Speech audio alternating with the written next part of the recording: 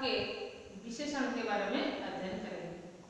पहले हमने ये जो सैंपट है, सैंपट में कुछ वाक्य लिखे हैं, पहले उसे देखते हैं। सफेद चादर बिछा दो। दूसरा वाक्य है 5 छात्र आ रहे हैं, कुछ फल लाओ। चौथा वाक्य है दुबला घोड़ा दौड़ रहा है। तो इसमें सफेद के नीचे हमने रेखा खींची है, 5, कुछ और दुबला। इन 4 शब्दों के नीचे हमने एक एक रेखा खींच दिया है। तो ये सब शब्द के, ये जो शब्द हैं, इन शब्दों के बाद एक एक नए शब्द आए हैं। जैसे सफेद के बाद चादर, जैसे इन शब्दों के बाद कौन कौन से शब्द, ये सब संज्ञा शब्द है। तो ये संज्ञा शब्द कौन कौन से हैं? चादर, छात्र, फल और घोड़ा। तो ये सब संज्ञा शब्द हैं।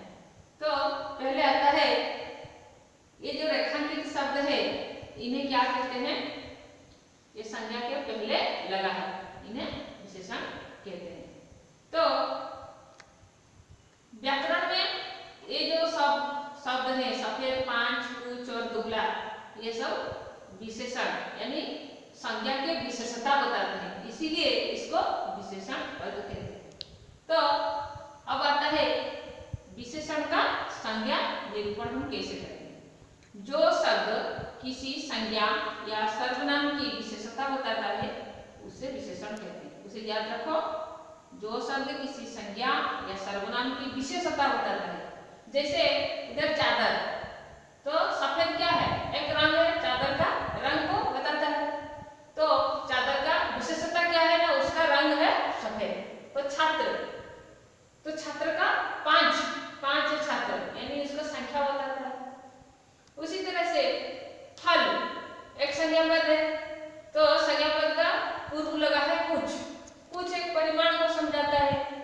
तो उसी तरह से घोड़ा एक संज्ञा है, तो घोड़ा उसके पूर्व लगा है दुबला। तो दुबला क्या है ना, दुबला इसका अवस्था है। तो घोड़ा का अवस्था क्या है ना, वो दुबला है। तो ये सब संज्ञाओं के विशेषता बताते हैं, इसीलिए ये सब पहले जो लगने वाले जो शब्द हैं, ये सब विशेषण शब्द। तो अब हम विशेषण, ये जो विशेषण है किसे कहते हैं, इसको ध्यानपूर्वक हम याद रखेंगे। विशेषण के 4 भेद होते हैं। पहला क्या है? गुणवाचक विशेषण। दूसरा है संख्यावाचक विशेषण। तीसरा है परिमाणवाचक विशेषण और चौथा है सार्वनामिक विशेषण। तो विशेषण के जो 4 भेद हैं, हम एक एक करके ये सभी का विश्लेषण करेंगे। गुणवाचक विशेषण किसे कहते हैं और इसके अधिक कौन कौन सब आएंगे। उसी तरह से संख्या, परिमाण और सार्वनामिक विशेषण किसे कहते हैं और उसके अंतर्गत कौन कौन से आते हैं, ये सब हम विस्तार रूप पढ़ेंगे। पहला आता है गुणवाचक विशेषण। तो गुणवाचक विशेषण हम किसे कहेंगे? जो विशेषण संज्ञा या सर्वनाम का गुण, दोष, रूप, रंग, आकार, प्रकार, दशा, स्थिति, अवस्था, स्वभाव, स्थान और काल आदि बताता है, उसे गुणवाचक विशेषण कहते हैं। जैसे गुण दोष, जैसे अच्छा, भला, बुरा, पवित्र, मीठा, चतुर, मजबूत, ये गुण या दोष, ये सबको समझाता है।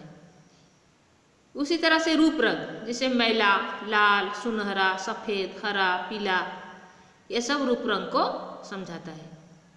उसी तरह से आकार प्रकार जैसे चौकोर, लंबा, चौड़ा, गोल। जैसे लंबा छड़ी, गोल गेंद। तो इसी तरह से ये सब आकार प्रकार को समझाता है, इसीलिए ये गुणवाचक विशेषण में जाएगा। उसी तरह से दशा, स्थिति, अवस्था, जैसे दुबला, रोगी, मोटा, कमजोर, गीला,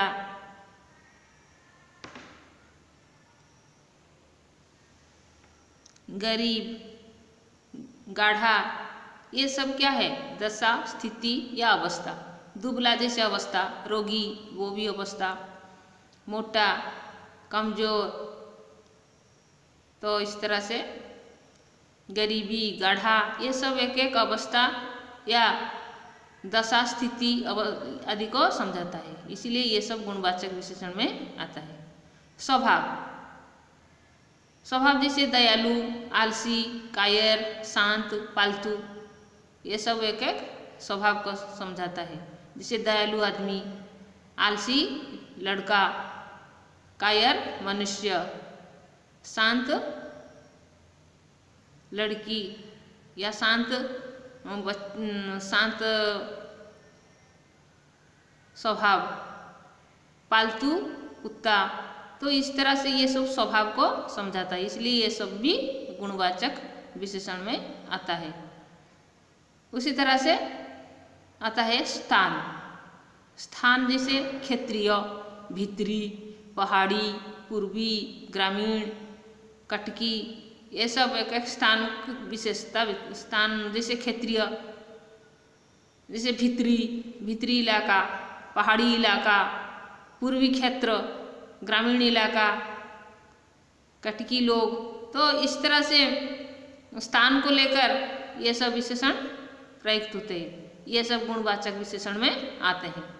उसी तरह से काल, काल का मतलब है समय, जैसे आधुनिक, पुराना, अगला, बासी, ताजा, नया, ये सब काल को समझाता है, समय को,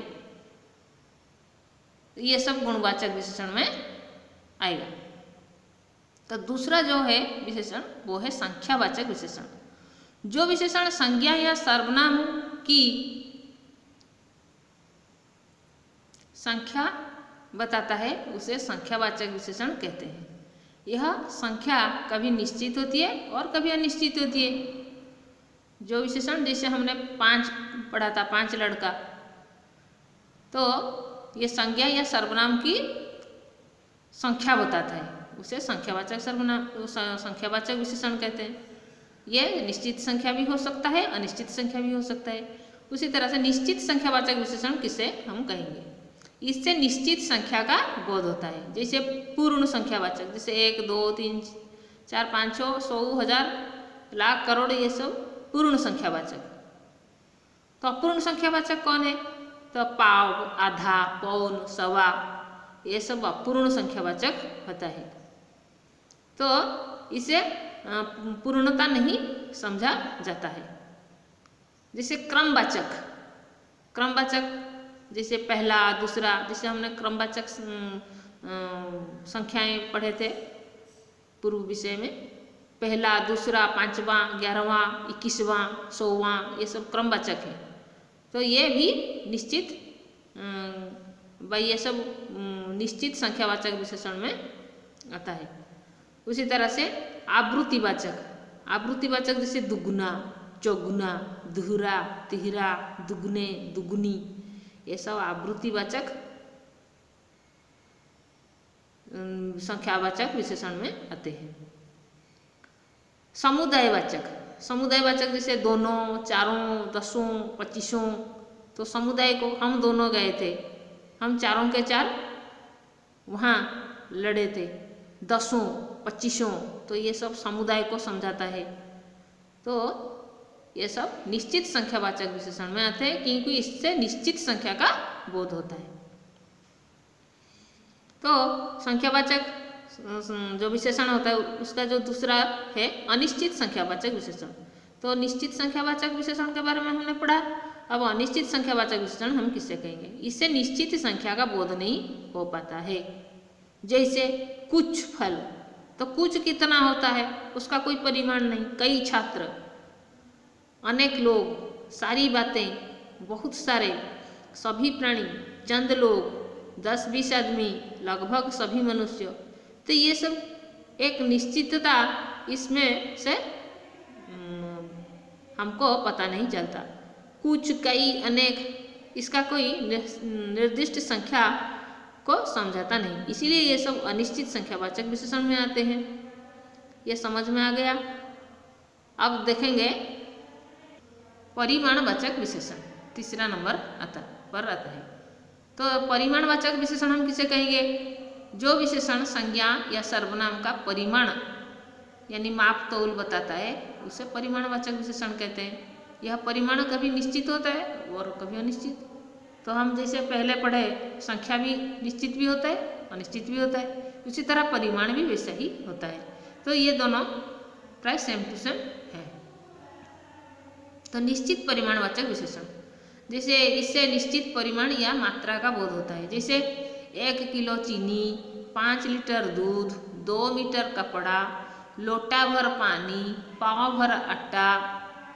तो इससे क्या होता है, निश्चित परिमाण को हम समझ पाते हैं। हमको कितना लेना है, 2 मीटर कपड़ा लेना है, लोटा भर पानी लेना है, 1 किलो चीनी लेना है, पाव भर आटा लेना है।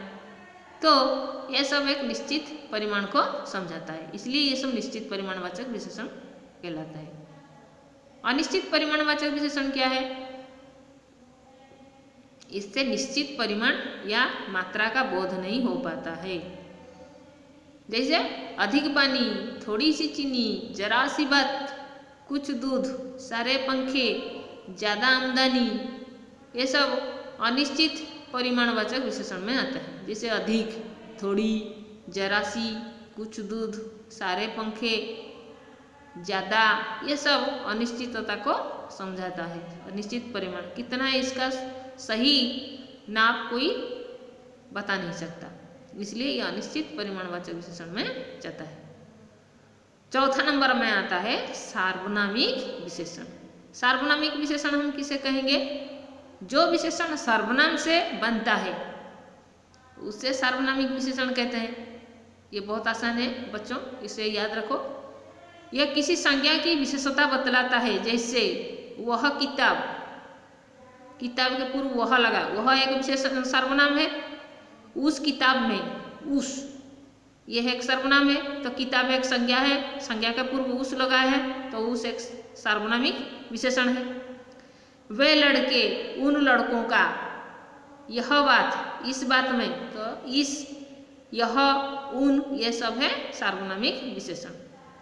ये कलमें, इन कलमों से, कोई लड़का, ऐसा सदस्य, कौन आदमी, कौन सी लड़की, कैसी चीज, जो आदमी, जिस लड़के ने, मेरी दुकान, आपकी बेटी।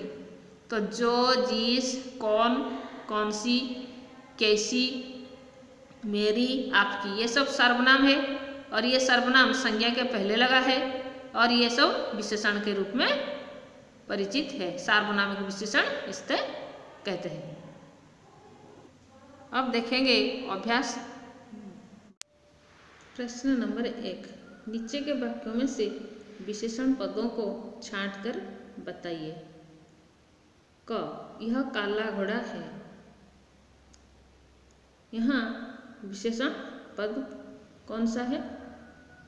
घोड़ा है संज्ञा पद, उसके पहले लगा है काला, यानी काला इसका विशेषण है। घोड़ा का विशेषता क्या है? काला, तो काला है विशेषण पद। कच्चा आम हरा होता है। आम के पहले कच्चा लगा है, कच्चा विशेषण है। अच्छा लड़का खेल रहा है। लड़का के पहले लगा है अच्छा, तो अच्छा है विशेषण। पके आमों को खाना चाहिए। पक्के, यह गाय काली है। गाय के पहले यह सर्वनाम लगा है, तो यह है सार्वनामिक विशेषण यह। भारत में अनेक दर्शनीय स्थान है, तो स्थान उसके पहले लगा है दर्शनीय, तो दर्शनीय है विशेषण। चिल्का खारे पानी की झील है, तो पानी के पहले लगा है खारे, तो खारे है विशेषण पद। प्रश्न नंबर 2। रिक्त स्थानों को उचित विशेषणों से भरिए। यह डैश फूल है। हाँ, विशेषण पद कौन सा लगेगा? 1। वो मेरे पास डैश दिन आया, अगले दिन आया। उनके घर में डैश गाय है। गाय है, ये एक वचन वाला वाक्य है, इसलिए यहाँ एक ही लगेगा, एक गाय है। अगर बहुवचन होता तो गाय होता, गाय का बहुवचन गाय होता। इधर सिर्फ गाय है इसलिए इधर सिर्फ एक ही लगेगा। आपने क्या डैश बच्चे को देखा? उस बच्चे को देखा। मेरे घर के पास एक डैश बरगद का पेड़ है, पुराना बरगद का पेड़ है। प्रश्न नंबर 3, विशेषण कितने प्रकार के होते हैं?